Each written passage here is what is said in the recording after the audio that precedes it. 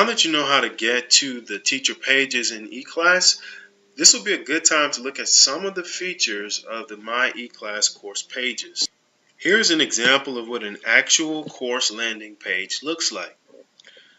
Notice that the name of the class or the course is here. There's also a calendar tool in which upcoming events are listed as the teacher posts them, and also news events in the news tool, certain things that the teacher wants or thinks they're important for the students to know.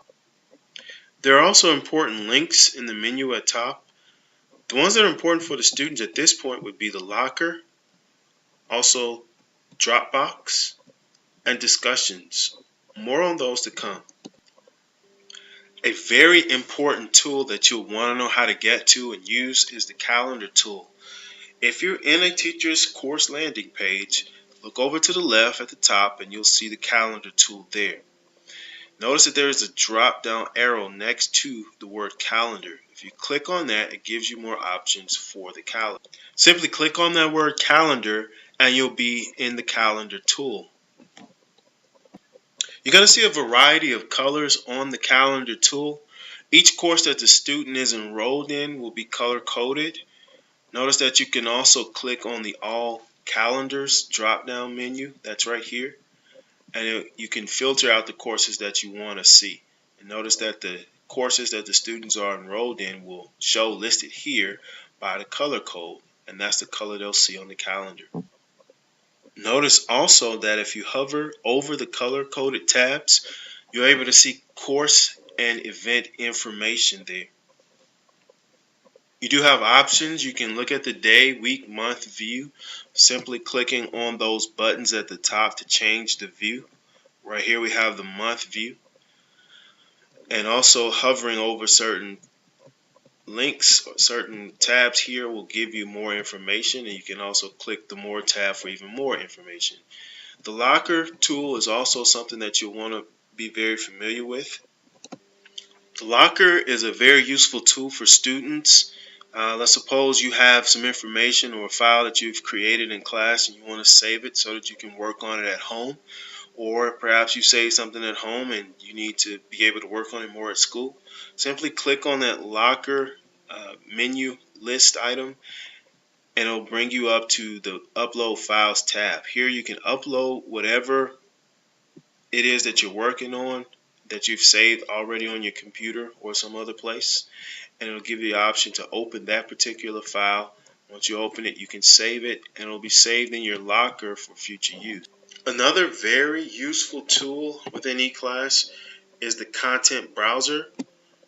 From the teacher's landing page, you'll want to scroll down. There you'll find the content browser tool. If you click on content browser, and it will open up the content for that particular course. Notice that the table of contents starts here on the left side. Within this contents page, notice that the various modules that have been created by the teacher are displayed here on the left.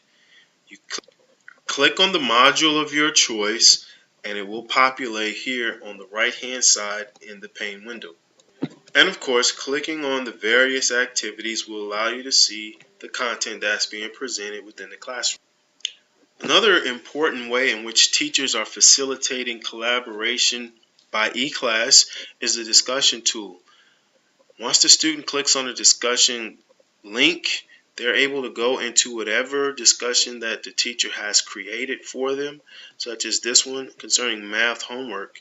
Notice that a student created a particular thread based on a question that the teacher asked or gave them, and they were able to facilitate their own thread or their own question and allow others to be able to respond to those questions, including the teacher. This is a great tool in eClass, and it will find it very, very useful for collaboration. Teachers may also decide to use the Dropbox tool within eClass. Once the teacher has posted the instructions for the assignment, the student would simply click the link for that particular assignment. They would upload, type, paste, or record whatever work they have for that particular assignment, and simply scroll down and click submit. One final thing I'll show you is how to set up the notifications feature in eClass course pages. This is a great feature to allow parents to keep informed via the student's account of any changes that are made to various course components such as classroom assessments, discussions, Dropbox, news, tools, and so forth.